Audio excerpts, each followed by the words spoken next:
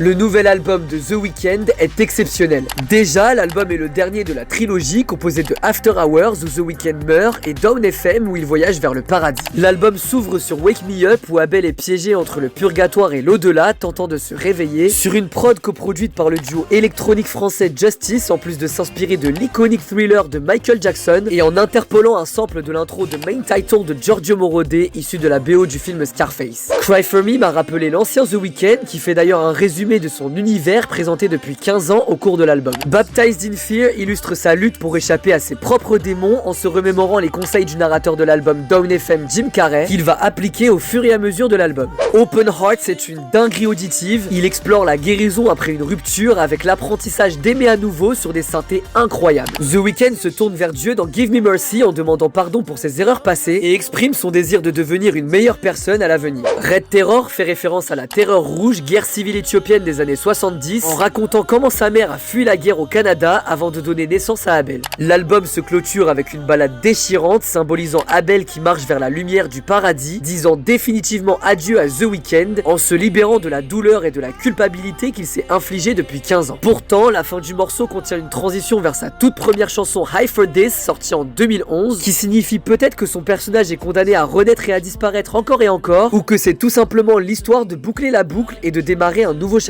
L'album a une nouvelle fois rien à voir avec les précédents, sa structure est parfaite, zéro skip, pourtant il contient 22 titres pour une durée d'1h30, et même les singles Sao Paulo et Timeless, que je n'avais pas aimé avant la sortie de l'album, arrivent parfaitement dans le flux de l'album. The Weeknd a réussi à mêler des sonorités futuristes avec des clins d'œil à ses sons du passé, ce qui est extraordinaire. Abonnez-vous et dites-moi quels sont vos morceaux préférés de cet album.